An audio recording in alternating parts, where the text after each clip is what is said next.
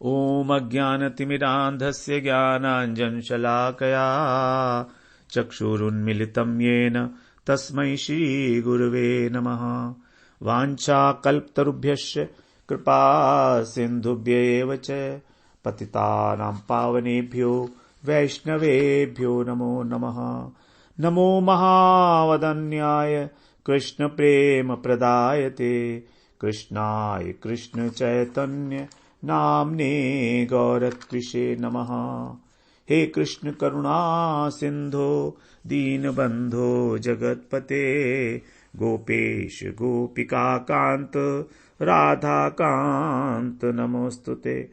तप्त कांचन गौरांगी राधे वृंदावनेश्वरी वृषभानुसुते देवी प्रणमामि हरिप्रिये। वृंदायै तुलसीदेव्यै प्रियायै केशवस्य च कृष्ण भक्ति प्रदे देवी सत्यवत्यै नमो नमः। श्री कृष्ण चैतन्य प्रभो नित्यानंद श्री अद्वैत गदाधर शिवसदि गौर भक्त वृंद। हरे कृष्णा कृष्ण कृष्ण हरे हरे हरे राम राम राम हरे हरे। हरे कृष्णा।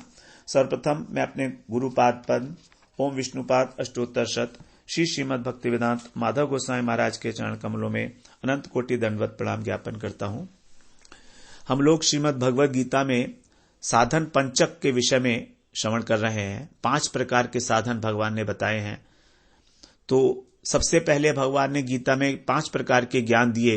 साधारण ज्ञान अर्थात वर्णाश्रम धर्म का पालन, गुह्य ज्ञान अर्थात ब्रह्म संबंधी ज्ञान, गुह्यतर ज्ञान परमात्म ज्ञान और गुह्यतम ज्ञान है भगवान का भगवत ज्ञान।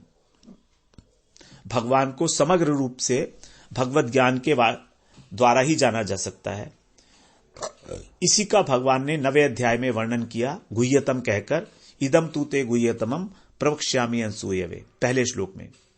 और फिर बताया ये गुह्य ज्ञान कैसा है। राज विद्या राज गुह्यम पवित्रम इदम उत्तमम, करने में अत्यंत सुगम है, सनातन है, धर्ममय है, अनुभव करने योग्य है।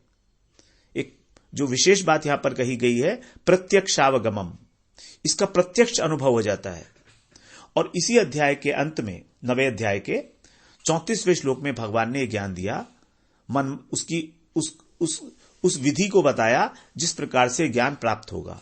मन मना भव मद भक्तो मद्याजी माम नमस्कुरु मामे वैश्यसी युक्त्वा एवं आत्मानम मत्परायण है। यह है गुह्यतम ज्ञान। जब मेरे मन वाला हो, मेरा भक्त हो, मेरी पूजा कर, मेरा नमस्कार कर, तब तो मुझे प्राप्त होगा। इस प्रकार मुझे युक्त होकर और मेरे परायण होकर। और इसी बात को फिर भगवान ने 18वें अध्याय में रिपीट किया। 18वें अध्याय के 65वें श्लोक में मन मना भव मद भक्तो मद्याजी माम नमस्कुरु मामे वैश्यसी सत्यम ते प्रति जाने प्रियोसी में।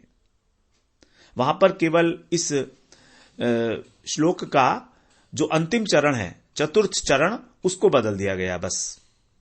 वहां पर था वो युक्त्वा एवं आत्मानम मत्परायण है, और यहां कर दिया सत्यम ते प्रति जाने प्रियोसी में। मामे वैश्यसी वही है, मुझे प्राप्त होगा, ये बिल्कुल पक्की बात है। लेकिन यहां पर अब रिपीट करने का मतलब था कि भगवान यहां प्रतिज्ञा कर लिया अर्जुन से कि मैं तेरे समक्ष प्रतिज्ञा कर रहा हूं, सत्यम ते माने तेरे समक्ष, प्रति जाने प्रियोसी में, क्योंकि तू मेरा प्रिय है। अत्यंत प्रिय होने के कारण अर्जुन के भगवान ने यहां पर प्रतिज्ञा की, तू मुझे प्राप्त होगा अगर तू इस प्रकार से करेगा। मन मना भव मद भक्तो मद्याजी माम नमस्कुरु। तो यहां पर ये 4 बातें बताई थी, इसका हम लोग यहां वर्णन नहीं करेंगे डिटेल में। इन चारों साधनों में से एक साधन भी केवल नमस्कार मात्र से भगवत प्राप्ति। तो यह है शुद्ध भक्ति संबंधी गुह्यतम ज्ञान, भगवान जिससे भगवान के परम ऐश्वर्य का ज्ञान हो जाता है।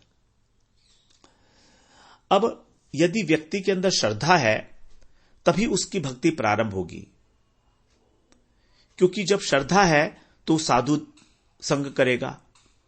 श्रद्धा यदि है, भगवत श्रद्धा है, भगवान में श्रद्धा है, साधु में, वैष्णवों में श्रद्धा है तो साधु संग करेगा। अब साधु संग में क्या होगा? साधु संग उसको कथा सुनाएंगे, साधु भगवान की कथा सुनाएंगे, भगवान की महिमा का वर्णन सुनेगा। जब भगवान की वर्णन सुनेगा तब उसे भगवान के विषय में जानकारी होगी कि कितनी महिमा है भगवान की, कैसे हैं भगवान, किस प्रकार अपने भक्तों के पीछे पीछे घूमते हैं, किस प्रकार अपने भक्तों का ध्यान रखते हैं। तो भगवान के विषय में बिना जाने किसकी भक्ति करेंगे और कैसे करेंगे? इसलिए भगवान ने कहा कि तुम मेरे विषय में जानो। अहम सर्वस्य प्रभुवो मत्तः सर्वम प्रवर्तते, सब मुझसे ही उत्पन्न हुआ है, सर्वस्य प्रभुवो, और मैं ही प्रवर्त हो रहा हूं, मुझसे ही सब लोग अपने अपने कर्म में लगे हुए हैं। इति मत्वा भजन्ते माम बुधा भाव समन्विता, जो इस प्रकार जान लेते हैं वही मेरी सेवा करते हैं, भजन करते हैं मेरा। भजन्ते माम, भज का अर्थ है सेवा, भजन करना, सेवा करना। तो भगवान की सेवा करने के लिए कह रहे हैं भगवान भाव की आवश्यकता है, भाव समन्विता। और जो बुद्धिमान लोग हैं वो उस भाव को ग्रहण करते हैं भगवान की सेवा के लिए। भक्ति का अर्थ है सेवा, और सेवा वहीं हो सकती है जहां संबंध हो, और बिना संबंध के सेवा हो नहीं सकती। अब संबंध तभी होगा जब हम उस वस्तु की महिमा को जानेंगे, उसकी हमारे जीवन में क्या आवश्यकता है, उससे हमें क्या लाभ मिलेगा, हमें उसकी सेवा क्यों करनी चाहिए। जब हम उसके प्रति आकृष्ट होंगे, उससे प्रेम करेंगे, जब हमारी उससे मिलने में रुचि होगी। यदि रुचि नहीं है तो सेवा कहां से होगी? तभी भगवान ने कहा बुधा भाव समन्विता। सेवा भाव के बिना नहीं होती है, और भाव संबंध से ही आता है। यदि मेरा कोई बंधु है तो मेरे पास बंधु भाव है उसका, यदि मेरा सखा है तो सखा भाव है, मेरा पुत्र है तो पुत्र भाव है। अगर संबंध नहीं तो भाव कहां का?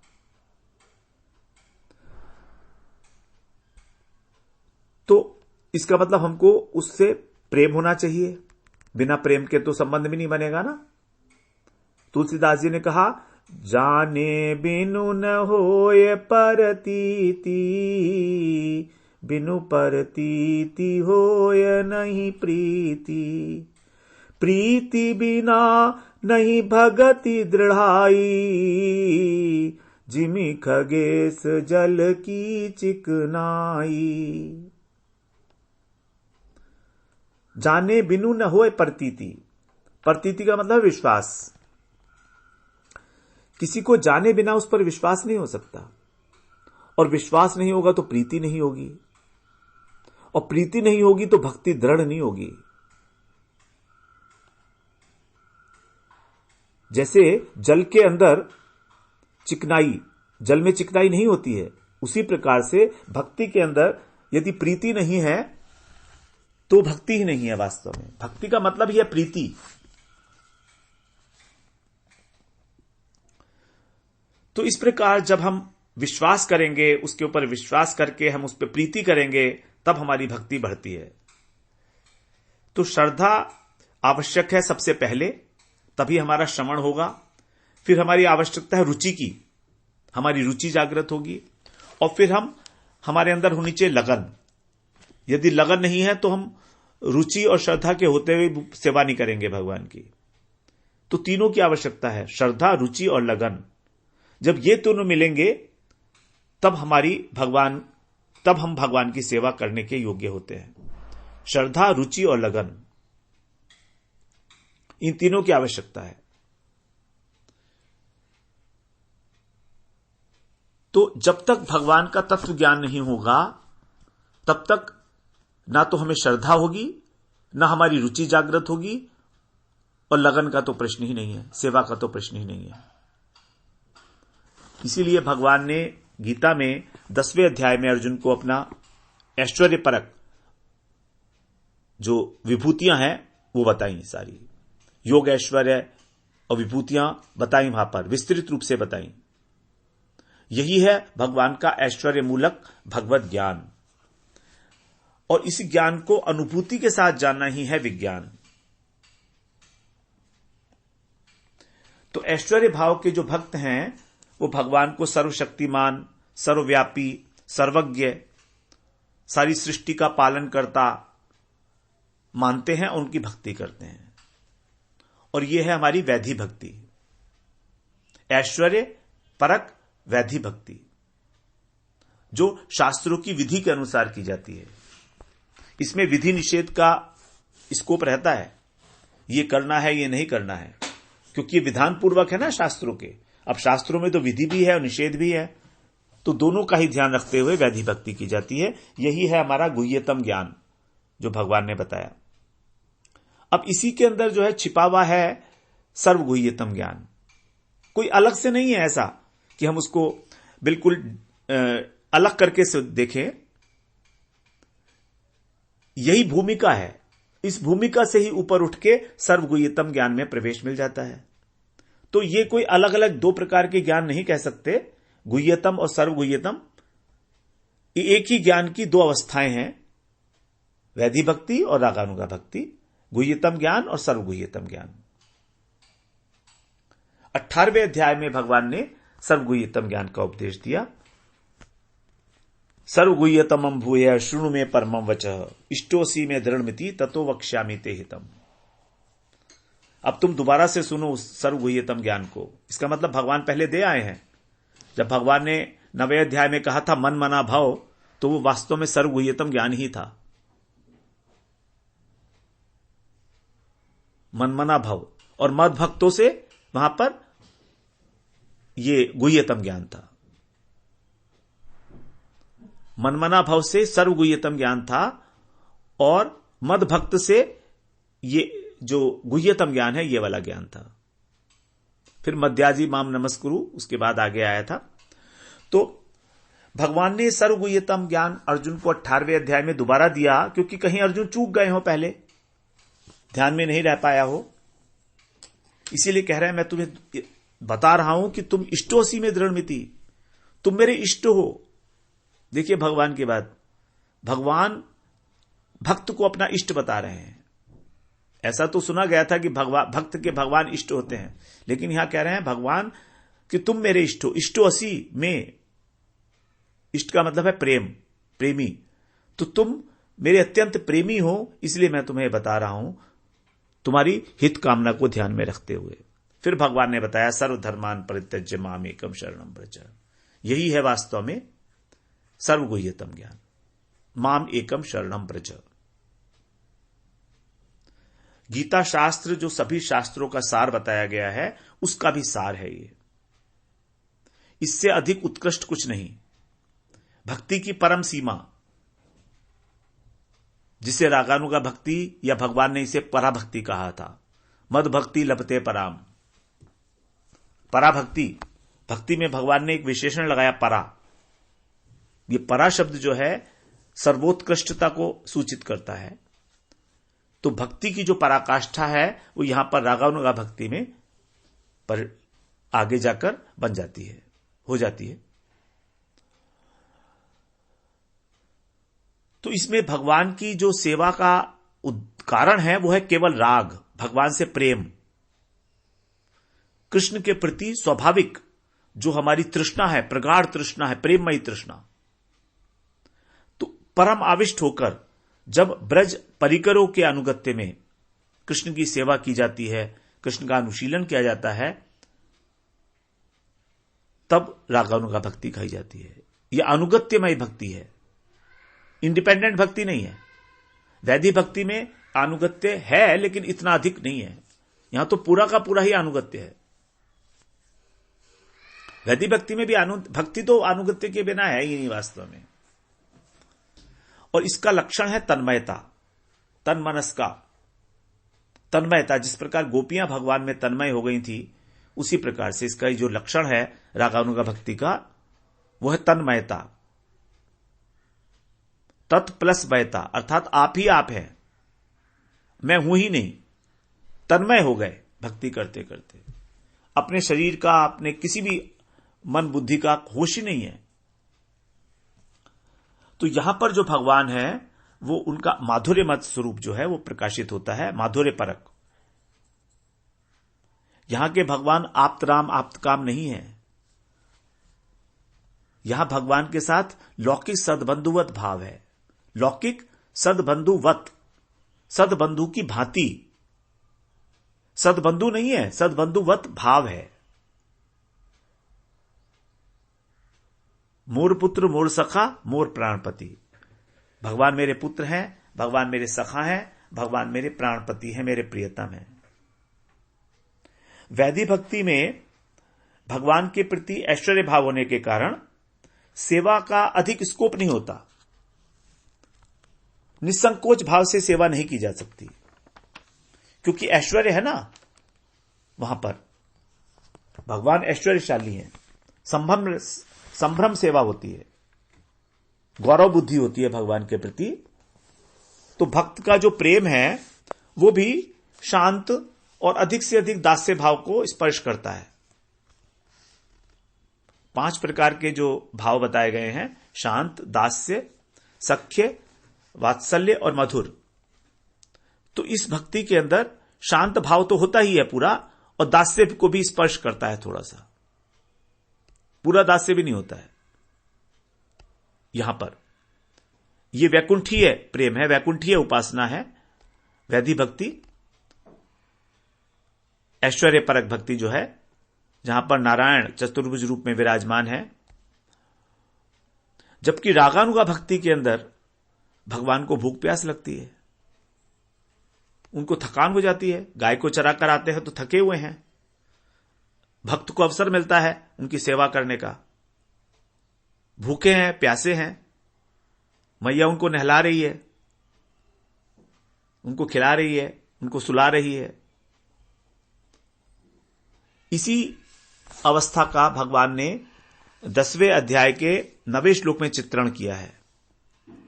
ये केवल संकेत मात्र है गीता में, इसका विशद व्याख्या तो भागवत में हुई ही है, भगवान के इस माधुर्यमय स्वरूप की, ललित त्रिभंग रूप की। मच्चित्ता मद्गत प्राणा बोधयन्तः परस्परम कथयन्तश्च माम नित्यम तुष्यन्ति च रमन्ति च।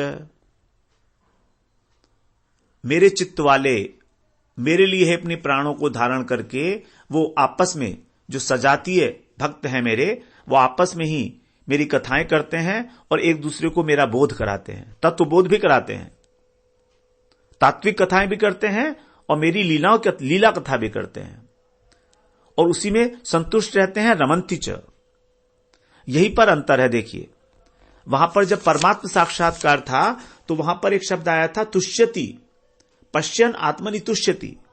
वहां केवल संतोष का विधान है भक्त के, साधक के। लेकिन यहां पर रमन्ति च, तुष्यन्ति च रमन्ति च, रमण भी करते हैं।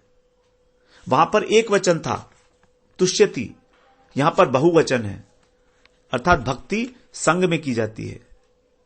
और ब्रह्म सायुज्य और परमात्म सायुज्य की जो उपलब्धि है वो बिल्कुल एकांत में, अकेले होती है। यहां पर बहुवचन है, तुष्यन्ति च रमन्ति च, रमण करते हैं, आनंद का उपभोग करते हैं।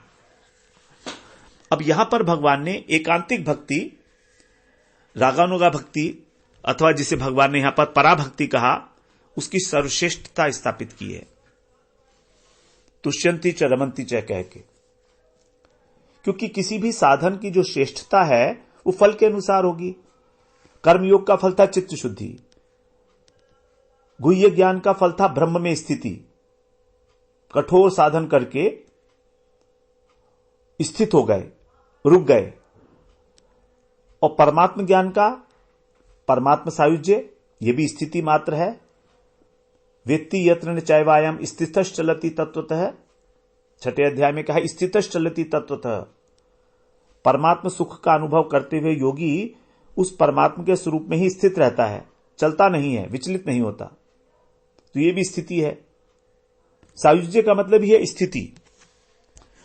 चौथा जो है गुह्यतम ज्ञान, यह है हमारा ऐश्वर्य परक भक्ति, वैकुंठीय मुक्ति, साष्टी, सारूप्य, सालोक्य, सामीप्य। इन चारों में भी जो सामीप्य है उसमें, क्योंकि भगवान के साथ निकटता है, समीपता है, इसलिए वहां पर सेवा का स्कोप है, थोड़ी सेवा है वहां, लेकिन सेवा की पराकाष्ठा नहीं है, क्योंकि गौरव बुद्धि है, संभ्रम बुद्धि है भगवान के प्रति। इसलिए अब हम आते हैं पांचवें ज्ञान के ऊपर, सर्वगुह्यतम ज्ञान। यह है माधुर्य परक भक्ति, जिसे हमने रागोनगा भक्ति बोला या पराभक्ति बोला। यहां पर है भगवान के गोलोक धाम में भगवान की प्रेममयी सेवा की प्राप्ति। यहां पर सेवा की पराकाष्ठा है, क्योंकि पराकाष्ठा साधन की स्थिति में नहीं हो सकती। स्थिति का मतलब है रुक जाना, स्थित हो जाना कहीं पर। अब जब स्थित हो गए तो वहीं के वहीं रुक गए, जबकि भक्ति में स्थिति नहीं है। भक्ति में गोलोक धाम के अंदर स्थित होकर भी सेवा प्रवृत्ति है। स्थिति का मतलब है रुकना, प्रवृत्ति का मतलब है चलायमान होना, गतिशील। तो क्योंकि वहां पर सेवा की जा रही है इसलिए प्रवृत्ति दिख रही है, और आनंद हमेशा प्रवृत्ति में है, स्थिति में आनंद नहीं है। जैसे आप सो गए, अब बिस्तर पर सो गए तो ठीक है, एक आपको दुख से मुक्ति मिल गई संसार के, बस इतना ही, लेकिन आनंद नहीं मिला। जो दुख थे, परेशानी थी, उससे आपको मुक्ति मिल गई क्षणिक, आपने सोचा यही सुख है, लेकिन वो सुख नहीं है वास्तव में। सुख तो तब होगा जब स्थित होते हुए भी आप चलायमान हो, अर्थात इंटरेक्ट कर रहे हो, आदान प्रदान है। तो भक्ति के अंदर जो है सेवक अपने सेव्य का, अपने स्वामी का अलग अलग प्रकार से सेवा करके और निरंतर आस्वादन करता है सेवा सुख का। जबकि ज्ञानी और परमात्मा स्थित हो जाते हैं, एक ब्रह्म में स्थित हो गया, एक परमात्मा में स्थित हो गया, अर्थात रुक गए। तो पहले गतिशील थे साधन अवस्था में, साधन कर रहे थे, अब साधन करते करते जब ब्रह्म तक पहुंचे तो वहां हो गए चुपचाप, जैसे कि कोमा में पड़े हों, डेड की तरीके से स्थित हो गए, फिक्स हो गए वहां, नो मूवमेंट। लेकिन भक्ति मार्ग में गति की सीमा स्थिति होते हुए भी स्थिति नहीं, रुकती नहीं है। गोलोक धाम में स्थित हो गए, लेकिन वहां पर अभी रुके नहीं है, वहां सेवा कर रहे हैं, विश्रांति नहीं है वहां, चुपचाप बैठना नहीं है वहां, क्योंकि सेवा रूपी प्रवृत्ति ही भक्ति है, और सेवा की प्रवृत्ति में गति भी है। इसीलिए सेवा सुख का आस्वादन करते हैं, और नित्य नवायमान, नित्य निरंतर वो सेवा सुख का आस्वादन करते हैं। इसीलिए भक्ति को नित्य कहा गया है, जबकि ज्ञान नित्य नहीं है। स्थित हो गए ब्रह्म में तो ज्ञान खत्म, ज्ञान का आश्रय नहीं है अब, लेकिन भक्ति में स्थिति नहीं है, इसलिए भक्ति नित्य है।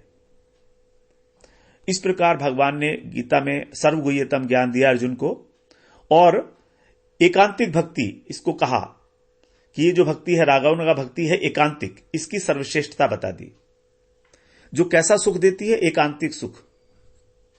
इसी बात को भगवान ने 14वें अध्याय में और 27वें श्लोक में बहुत सुंदर ढंग से प्रस्तुत किया है। एक बार हम उसको और श्रवण करेंगे।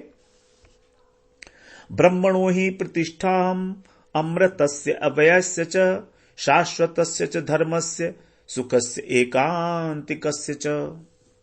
14वें अध्याय का 27वां श्लोक।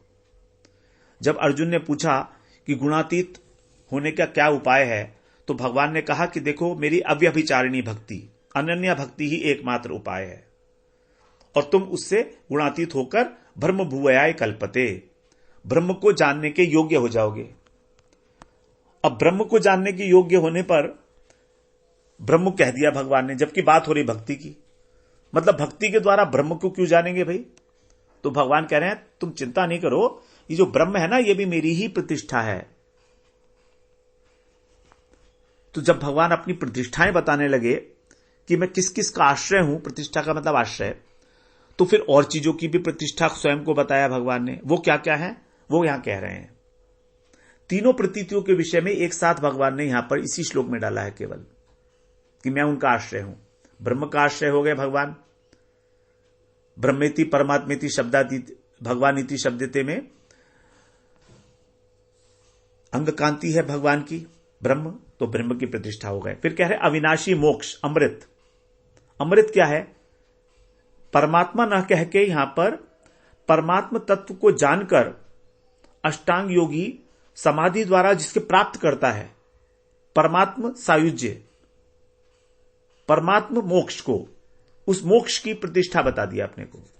तो देखिए भगवान ने यह नहीं कहा कि मैं परमात्मा का भी आश्रय हूं, यह कहा कि मैं उस परमात्मा को प्राप्त करके जो होती है प्राप्ति, उसका आश्रय हूं, मोक्ष का, अर्थात साध्य वस्तु का आश्रय हूं। अब आगे बता रहे हैं शाश्वतस्य धर्मस्य, और शाश्वत धर्म का आश्रय हूं। अब ये शाश्वत धर्म क्या है? नित्य धर्म, आत्मधर्म, जो हमारी आत्मा का धर्म है, अब वो है भक्ति। हमारी आत्मा की स्वरूप शक्ति है, हमारी आत्मा की जो वृत्ति है वो है भक्ति, तो जिसके द्वारा भगवान की प्राप्ति होती है। अब यहां पर भगवान ये तो नहीं कह सकते ना कि मैं भगवान का ही आश्रय हूं, क्योंकि वो तो स्वयं भगवान है। ये कहना कुछ अटपटा लगेगा कि नहीं लगेगा? और जो लोग भक्त नहीं है, अश्रद्धालु हैं, उन्हें तो बिल्कुल अच्छा नहीं लगेगा कि भगवान खुद ही कह रहे हैं मैं भगवान हूं। इसलिए उन्होंने कह दिया कि भक्ति का आश्रय मैं हूं, क्योंकि भक्ति तो है ही भगवान की शक्ति, तो भक्ति का आश्रय है ही भगवान। तो पहले भगवान ने अपना प्रथम आविर्भाव बताया, निर्विशेष ब्रह्म, उसका आश्रय। दूसरा, परमात्मा की प्राप्ति के लिए साध्य वस्तु, जिसकी प्राप्ति होगी, मोक्ष, उसका आश्रय बताया। और तीसरी बार अपने को बताने के स्थान पर अपनी प्राप्ति के लिए जो साधन है उसका आश्रय कहा। देखिए, तीन तरीके से ये भगवान का कहने की शैली है, क्योंकि भगवान ये भी नहीं कह सकते कि मैं परमात्मा हूं, ये भी नहीं कह रहे कि मैं भगवान हूं। ब्रह्म को तो कह दिया कि मैं उसका आश्रय हूं, लेकिन इसमें भगवान ने नहीं कहा, क्योंकि ठीक नहीं लगेगा शायद, पता नहीं क्यों नहीं कहा भगवान ने। तो भगवान को लगा होगा कि तीन बातें तो मैंने बता दी, लेकिन अभी कुछ कमी तो बाकी है। इसीलिए भगवान ने सर्वश्रेष्ठता स्थापित करने के लिए भक्ति की, भक्ति का जो फल था उसका आश्रय भी स्वयं को बताया। एकांतिकस्य सुखस्य एकांतिकस्य च, भक्ति करने से जो तुमको सुख मिलेगा, जो आनंद मिलेगा, एकांतिक आनंद, उसका आश्रय भी मैं हूं। यह है सेवा सुख की प्राप्ति। यहीं से 15वें अध्याय की भूमिका भगवान ने डाल दी। आगे 15वें अध्याय में भगवान ने फिर विशेष रूप से भक्ति के विषय में ही बताया है। ब्रह्म, परमात्मा और भगवान तीनों का वहां पर जो है अमलगमेशन किया है, एक ही चैप्टर में सबको बताया है। तो यहां पर 5 प्रकार के साधनों को भगवान ने 11वें अध्याय में उपसंहार के रूप में समायोजित किया। इससे पहले 54वें श्लोक में भगवान ने कहा था कि मेरे अनन्य भक्त ही मुझको प्राप्त कर सकते हैं। अनन्य भक्त, भक्त्या तु अनन्या शक्य अहम एवं विदोर्जुन ज्ञातुम द्रष्टुम च तत्वेन प्रवेष्टुम च परंतप। तो कोई तो मेरे को केवल जानता है ब्रह्म को, कोई मेरे को दृष्टुम साक्षात्कार करता है, कोई मुझ में प्रवेश करता है, अर्थात मेरी लीलाओं में प्रवेश करता है। तो भक्त जो है लीलाओं में प्रवेश करता है। तो ये एक क्रम बताया है भगवान ने, ज्ञान, कर्मयोग, ज्ञान योग ले अथवा ध्यान योग ले लें, और भक्ति योग अथवा डायरेक्ट भक्ति योग। भक्ति योग के लिए किसी की आवश्यकता नहीं है। तो 11वें अध्याय का अंतिम श्लोक जो है, हम उसका एक बार उच्चारण करेंगे और हम इसी को आगे 3 जो वार्ताओं में इसको श्रवण करेंगे कि किस प्रकार से 5 प्रकार के साधन पंचक के रूप में 55वें श्लोक में बताए हैं भगवान ने। मत कर्म कृत मत परमो मद भक्त संग वर्जित निर्वैर सर्वेषु भूतेषु यस मामेति पांडव। मुझे ही प्राप्त करता है वो पांडव, हे अर्जुन, जो इस 5 प्रकार के साधन करता है। यहां पर मत कर्म कृत, ये हो गया कर्मयोग। मत परमो, ये हो गया पराभक्ति, माधुर्य परक भक्ति। मद भक्त, ये हो गया ऐश्वर्य परक भक्ति भगवान की, जिसको गुह्यतम ज्ञान कहा। संग वर्जित से ज्ञान योग लेना पड़ेगा, अर्थात जिनके अंदर किसी भी प्रकार की कोई आसक्ति नहीं है। निर्वैर सर्वभूतेषु, जो प्राणी मात्र के साथ बैर रहित हैं, अर्थात जिनका मन परमात्मा में लगा हुआ है,